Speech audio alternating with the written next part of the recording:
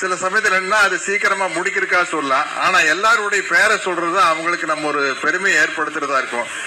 அந்த வகையில திரு அரவிந்த் ரமேஷ் அவர்கள், எக்ஸ்எம்எல்ஏ எம் கிருஷ்ணமூர்த்தி அவர்கள் சேர்மன், இரா துரைராஜ் அவர்கள் சேர்மன், எஸ் குணசேகரன் அவர்கள், களக்காடி எல்லப்பன் அவர்கள், கொளம்பூர் ராஜன் அவர்கள், வெங்கடேசன் அவர்கள், வே ஆனந்தம் அவர்கள், ஏசுராஜ் அவர்கள், மோகன்குமார் அவர்கள், இந்த 16வது பட்டமளிப்பு விழா கலைஞர் கணினி கல்வியகம், கலைஞர் மகளிர் திறன் மேம்பாட்டு பயிற்சி மையம், இந்த நிகழ்ச்சி வந்திருக்கும் அனைவருக்கும் என்னுடைய வாழ்த்துக்களை தெரிவித்துக் கொள்கிறேன். என்னுடைய அன்பு தம்பி மா சுப்பிரமணியம் அவர்களை முன்னாள் அமைச்சர் நான் சொல்ல மாட்டேன், என்னாலும் அவர் தான் அமைச்சர். ஏன்னா இந்நாள் அமைச்சருக்கும் அவர் தான் வழிகாட்டி. இந்நாள் யார் அமைச்சர் எனக்கு தெரியல, சுகாதார அமைச்சர். இவர் அமைத்து கொடுத்த படிக்கட்டுகள் தான் மேல நின்றுகிட்டு இருக்காரு. அதனால அவர் நன்றியோடு இவரை நினைச்சு பார்த்துட்டு இருப்பாரு. வெளியில பேசாம இருந்தாலும் கூட அவருடைய மனசாட்சிக்கு தெரியும். அப்புறம் தம்பி சொன்னார், இந்த ஸ்டேட்டஸ், நான் இந்த இன்ஸ்டாகிராம், பேஸ்புக், ட்விட்டர் கிட்ட எதுலையுமே இல்லை. இதனால்தான் இல்லை, இதனால இல்லை, அது இல்லை, பாக்குறது இல்லை. தம்பி சொன்னாரு, பேஸ்புக்ல நீ ஏன் இன்னும் ஓடிட்டு இருக்கிற அப்படின்னு. 169 கிலோமீட்டர் ஓடியாச்சு இல்லைங்க தம்பி? 69 தான். அது மாதிரி 21.1 கிலோமீட்டர் ஓட்டுறாரு. இது மிகப்பெரிய சாதனை. நம்ம சும்மா வெளியில் நின்று பாட்டு உனக்கு எதுக்கு இது தேவையில்லாத வேலை அப்படின்னு சொல்றது மிகப்பெரிய தப்பு. உடற்பயிற்சி என்னைக்குமே எல்லாருக்குமே தேவை. அது எந்த வகையில் இருந்தாலும் அது தேவை. அது மராத்தன் ஓடித்தான் வரணும் அப்படிங்கறது அவசியம் இல்லை. ஆளும் கட்சி எதிர்கட்சி அப்படிங்கறத பத்தி எல்லாம் கேட்டாங்க. முதல்ல ஒரு விஷயம் புரிஞ்சுக்கணும். திராவிட முன்னேற்ற கழகம் தேர்தலில் பங்கேற்பதற்காக ஆரம்பிக்கப்பட்ட கட்சியே அல்ல. 1949 ராபின்சன் பூங்கால ஆரம்பிக்கப்பட்ட கட்சி, பேரறிஞர் அண்ணா அவர்களுடைய தலைமையில் ஆரம்பிக்கப்பட்ட கட்சி. இங்க கழக தோழர்களுக்கெல்லாம் தெரியும், உங்களுக்கு நான் சொல்லித்தர வேண்டிய அவசியம் இல்லை. முதல் மாநில மாநாடு, திராவிட முன்னேற்ற கழகத்தின் முதல் மாநில மாநாடு 1952 நடக்குது. நடக்கும் போது அங்க ஒரு ஓட்டெடுப்பு நடக்குது. பேரறிஞர் அண்ணா அவர்கள் தலைமையில் நடந்த மாநாட்டில் 1952 தேர்தலில் நிக்கலாமா வேண்டாமான்னு கேட்கிறாங்க. பெரும்பாலான திராவிட முன்னேற்ற கழக தோழர்கள் தேர்தலில் நிக்க வேண்டாம், நம்ம பெரியார் வழியில் சமூக சீர்திருத்த இயக்கமாகவே இருப்போம் அப்படின்னு சொன்ன ஒரு இயக்கம் தான் திராவிட முன்னேற்ற கழகம். அப்ப திராவிட முன்னேற்ற கழகத்தினுடைய முதல் கொள்கை சமூக தொண்டு தான், சமூக சேவை தான், சமூக நீதிக்காக பாடுபடுவதுதான். அவருடைய தேர்தல் நிக்கிறது இரண்டாவது தான். அதற்கு பிறகு 1957 நடந்த தேர்தலில் திராவிட முன்னேற்ற கழகம் போட்டியிடுது. போட்டியிடும் போது 15 இடத்துல தான் ஜெயிக்கிறாங்க. 1957 62ல 50 தொகுதியில் திமுக ஜெயிக்குது. அந்த 50 தொகுதியில ஏற்கனவே ஜெயிச்ச 15 தொகுதி இருக்குது பாருங்க. அந்த 15 தொகுதியிலேயே திராவிட முன்னேற்ற கழகத்தை தோற்கடிச்சே ஆகணும் அப்படின்னு அன்றைய ஆளுங்கட்சியா இருந்த காங்கிரஸ் கட்சி கங்கணம் கட்டிட்டு இறங்கி 50 இடத்துல ஜெயிக்கிறாங்க 62ல. ஆனா அந்த 15 இடத்துல தோத்து போறாங்க, தோற்கடிக்கப்படுறாங்க. அதற்கு பிறகு 1967 கட்சி ஆட்சிக்கு வருது. இதுதான் திமுகவினுடைய வரலாறு. அதனால நம்ம மக்களுக்கு செய்யற சேவை தான் திராவிட முன்னேற்ற கழகத்துடைய தொண்டர்களுக்கும் சரி தலைவர்களுக்கும் சரி என்றைக்குமே முதன்மையாக இருக்கும் அப்படிங்கிறத இந்த நேரத்தில் தெரிவிச்சுக்கிறேன். கலைஞர் அவர்களுடைய பேரால் இந்த நடக்கிற இந்த நிகழ்ச்சி, அதாவது திராவிட முன்னேற்ற கழகத்தின் முதல் விஷயமே இடஒதுக்கீடும் படிப்பும் சமூகத்தில் கீழ்நிலையில் இருப்பவர்களை மேல்நிலைக்கு கொண்டு வருவது தான் அவங்களுடைய முதல் கொள்கை. அது ஆட்சியில இருந்தாலும் சரி, ஆட்சியில் இல்லாம இருந்தாலும் சரி. ஆட்சியில இருந்தா திமுக ஆளும் கட்சி, ஆட்சியில் இல்லாவிட்டால் ஆளும் கட்சியை ஆளும் கட்சி. ஏன்னா யாரு ஆளும் கட்சியா இருந்தாலும் இவங்க போட்டு கொடுத்த பாதையில தான் ஆட்சியை நடத்தி ஆகணும். சொன்னாங்க, நம்ம வாங்கி கொடுத்த ஆட்டோல வேற ஏதோ கொடி பறக்குது அப்படின்ட்டு. பாப்பா எவ்வளவு நாள் பறக்குதுன்ட்டு. வேற ஒரு சிறப்பான ஒரு பூங்கா, செம்மொழி பூங்கா உருவாயிட்டு இருக்குது. இந்த குதிரை ரேஸ் நிறுத்துறதுக்காக கோர்ட்ல போய் ஜெயிச்சு மறுபடியும் எங்க குதிரை ரேஸ் ஆரம்பிச்சுட்டாங்க. நம்ம முத்துவேல் கருணாநிதி ஸ்டாலின் அவர்கள் முதல்வராக இருந்த பொழுது, நீ அங்க மைதானம் இருந்தா தானே ரேஸ் நடத்துவ, மைதானமே எல்லாம் பண்ணிட்டா என்ன பண்றதுன்னா அங்க ஒரு செம்மொழி பூங்கா அமைக்கிறதுக்காக ரொம்ப அற்புதமா அருமையா ஒரு செம்மொழி பூங்கா உருவாயிட்டு இருக்குது. இன்னும் 1.5 வருஷத்துல அந்த செம்மொழி பூங்கா திறக்கும் போது அப்படிப்பட்ட ஒரு பூங்காவே இல்லைங்கிற நிலம் வரும் அப்படின்னு சொன்னாரு அன்பு தம்பி மா சுப்பிரமணியம் அவர்கள். அநேகமா அந்த பூங்காவை நம்ம வருங்கால முதல்வர் முத்துவேல் கருணாநிதி ஸ்டாலின் அவர்கள் திறந்து வைப்பதற்கு கூட வாய்ப்பு இருக்கிறது. ஏன்னா அவரால் உருவாக்கப்பட்ட பூங்காவே அவரே திறந்து வைக்கும் ஒரு வாய்ப்பும் கூட இருக்குது அப்படிங்கிற எனக்கு ஒரு மிகப்பெரிய நம்பிக்கை இருக்குது. ஏன்னா நம்ம அவசரப்பட்டு மாற்றம்னு சொல்லி போட்டோம் இல்லையா? குழந்தைகள்லாம் வந்து குட்டீஸ் நண்பா நண்பீஸ் எல்லாம் பெருசுகளை போட்டு மடக்கி, எனக்கு தெரியும் எங்க மாமா ஒருத்தர் வயசு 75 வயசாச்சு. அவர் இந்த மேடையில சொல்லிக்கிற அவர் எப்பவுமே ரெட்டை இலைக்கு தான் போடுவார். நாங்க தலைவர் காலத்துல எம்ஜிஆர் காலத்துல வந்து ரெட்டை இலை தாங்க. இந்த தடவை யாருக்கு போட்டோம்? இந்த தடவை விசிலுக்கு போட்டோம். ஏங்க அப்படிங்க?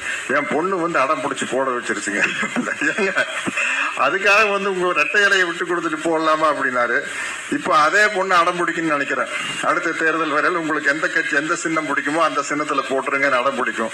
அதனால திராவிட முன்னேற்ற கழகம் என்பது அனைவரும் படிக்க வேண்டும் என்பதற்காகவே ஆரம்பிக்கப்பட்ட இயக்கம், இடஒதுக்கீட்டுக்காகவே ஆரம்பிக்கப்பட்ட இயக்கம். இந்த இயக்கத்தினுடைய வரலாறு இப்ப ஆரம்பிச்சது இல்லைங்க. 1949 வந்து ராபின்சன் பூங்கால திமுக ஆரம்பிக்கிறதுக்கு முன்னாடியே ஒருங்கிணைந்த அரசு ஒன்று இருந்தது. அதுக்கு பேர் தமிழ்நாடு இல்ல, சென்னை மாகாணம் அப்படிங்கிற அரசு இருந்தது.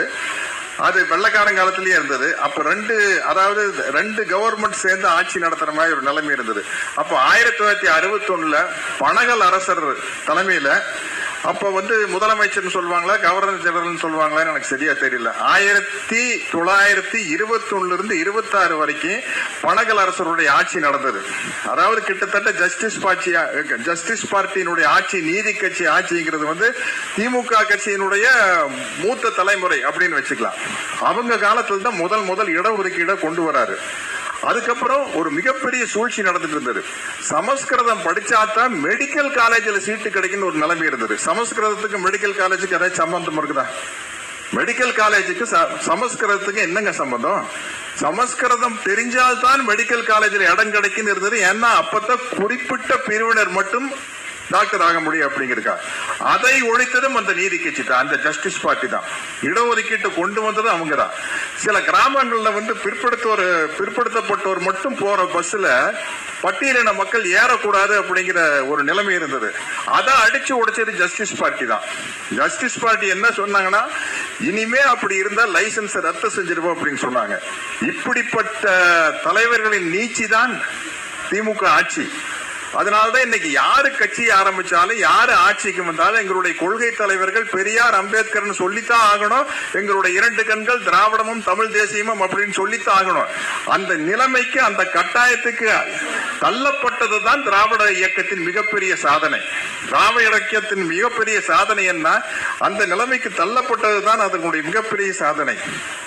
இன்று கலைஞருடைய சாதனைகளை நினைச்சு பார்க்கும்போது எண்ணற்ற சாதனைகள் வந்து கலைஞர் அண்ணா 1967 ஆட்சிக்கு வந்தாரு. 1968 ஒரு வருஷத்திலேயே வந்து அண்ணா அவர்கள் மறைந்து விட்டார்கள். அதற்கு பிறகு கலைஞர் ஆட்சிக்கு வராரு. ஆட்சிக்கு வந்து 77 வரைக்கும் கலைஞர் கிட்டத்தட்ட 9 வருஷம் ஆட்சியில் இருக்கிறார். 9 வருஷம் ஆட்சியில் இருக்கையில கலைஞர் விதைத்த விதைகள் ஒரு சட்டம் இயற்றும் போது, ஒரு சட்டத்தை ஏற்படுத்தும் போது அது பயனளிப்பதற்கு என்ன முதல் தலைமுறை பட்டதாரிகள் அப்பதான் உருவாக ஆரம்பிக்கிறாங்க. அப்ப விதைத்த விதைகள் தான் இன்று வளர்ந்து மரமாக, செடியாக, கொடியாக இன்னைக்கு தமிழ்நாடு வந்து இன்னைக்கு இந்தியாலேயே முதன்மை மாநிலமா இருக்குதுங்கிற நிலைமை எப்ப ஏற்பட்டுச்சு? திமுக ஆட்சி, திராவிட ஆட்சி வந்ததுக்கு அப்புறம் கொஞ்சம் கொஞ்சமா படிப்படியா வந்து நமது ஒப்பற்ற தலைவர் முத்துவேல் கருணாநிதி ஸ்டாலின் அவர்கள் காலத்துல இந்தியாவின் முதன்மை மாநிலமாக கல்வியிலும் வேலை வாய்ப்பிலும் வளர்ச்சி திட்டங்களிலும் நலத்திட்டங்களிலும் முதன்மை மாநிலமாக தமிழ்நாடு உருவானது வந்து ஸ்டாலின் அவர்களுடைய ஆட்சியில் தான். அதை தக்க வச்சுட்டாலே போதும். அதை தக்க வச்சுக்கங்க, இன்னும் அதை பெருசுப்படுத்துங்க. நீங்க பேர வேண்டாலும் மாத்திட்டு போங்க, திட்டத்தை கைவிட்டுறாதீங்க.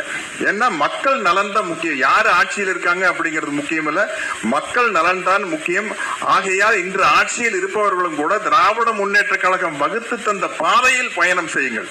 அதுதான் நாட்டுக்கு நல்லது அப்படிங்கறத என்னுடைய ஒரு தாழ்மையான வேண்டுகோள். இன்று தமிழ்நாட்டினுடைய இந்த வளர்ச்சி ஒரு உதாரணமான வளர்ச்சியாக இருக்கிறது. இன்னைக்கு சொன்னாங்களே நம்ம தம்பி மா சுப்பிரமணியம் அவர்கள் சொன்னாங்க பாருங்க, ஆட்டோ ஓட்டும் பெண்கள் இந்த அளவுக்கு வேற எங்கேயுமே இல்லைன்னு சொல்றாங்க. இதெல்லாம் ஒரு மிகப்பெரிய சாதனை. இந்த சாதனைகள் திராவிட முன்னேற்ற கழக தோழர்களும் தொண்டர்களும் அமைச்சர்களும் எம்எல்ஏக்களும் எம்பிக்களும் ஆட்சியில் இருந்தாலும் இல்லாவிட்டாலும் தொடர்ந்து நடந்து கொண்டேதான் இருக்கும். அதுதான் இந்த தமிழ்நாட்டினுடைய வளர்ச்சிக்கு மிக முக்கியமான காரணம். தந்தை பெரியார் காலத்தில் ஆரம்பிக்கப்பட்ட இந்த சமூக நீதி போராட்டம் எந்த நிலையிலும் கைவிடாமல் தொடர்ந்து நடந்து கொண்டேதான் இருந்தது. பெருந்தலைவர் காமராஜர் காலத்திலேயே ஆரம்பிச்சு விட்டது. காங்கிரஸ் கட்சி தான் கவர்மெண்டா இருந்தது. ஆனால் காமராஜர் அவர்களுக்கு தந்தை பெரியார் மேல் மிகப்பெரிய பற்றும் மரியாதையும் இருந்தது. பெரியார் அவர்கள் வகுத்து தந்த பல திட்டங்களை காமராஜர் அவர்கள் பெருந்தலைவர் அவர்கள் சட்டமாக இயற்றினார்கள். குழந்தைகளை படிக்க வைத்தார், பள்ளிகளை திறந்தார், முதல் முறையாக சத்துணவு ஆரம்பிக்கப்பட்டது. இது எல்லாம் இந்த திராவிட இயக்க சிந்தனையாளர்களின் தலைவர்களால் தான் வந்தது. ஆகவே இந்த இயக்கம் ஆட்சியில் இருந்தாலும் இல்லாவிட்டாலும் தமிழ்நாட்டின் நலனுக்காக பாடுபட்டுக் கொண்டே இருக்கும் என்பதை மட்டும் நான் தெரிவித்துக் கொள்கிறேன். என்னை இந்த நிகழ்ச்சிக்கு கூப்பிட்டப்போ பொதுவா பிஸியான டைம் என்னன்னு கேட்டா திங்கக்கிழமையிலிருந்து வெள்ளிக்கிழமை வரைக்கும் சொல்லுவாங்க. என்ன ஸ்கூல் இருக்கும், ஆபீஸ் இருக்கும். ஆனா எனக்கு பிஸியான நேரம் சனிக்கிழமை ஞாயிற்றுக்கிழமை தான். ஏன்னா எனக்கு 2 பேர பசங்க இருக்கிறாங்க. ஒருத்தனுக்கு 13 வயசு, ஒருத்தனுக்கு 8 வயசு. 2 பேரும் சூப்பரா டேபிள் டென்னிஸ் விளையாடுவானுங்க. நானும் நல்லா டேபிள் டென்னிஸ் விளையாடுவேன். நான் ஸ்கூல்ல படிக்கிற காலத்துல இருந்து அது பழக்கம் உண்டு. அவனுக்கு ஃபுட்பாலும் சூப்பரா விளையாடுவானுங்க, டேபிள் டென்னிஸ் விளையாடுவானுங்க. நம்மளால இப்ப இந்த வயசுல ஃபுட்பால் விளையாட முடியாது. ஃபிட்டா தான் இருக்கிற, இருந்தாலும் ஃபுட்பால் விளையாடுற அளவுக்கு ஃபிட் இல்ல. அதனால அவனுங்களோட டேபிள் டென்னிஸ் விளையாடுறதுன்னா எனக்கு ரொம்ப பிடிக்கும்.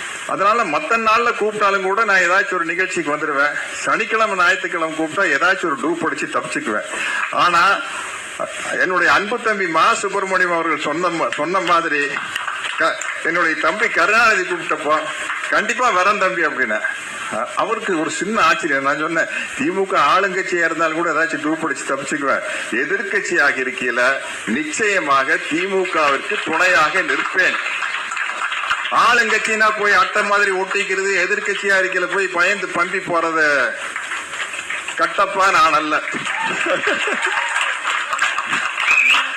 திராவிட முன்னேற்ற கழகத்தின் கட்டப்பாவும் கூட என்னை எடுத்துக்கங்க. நீங்க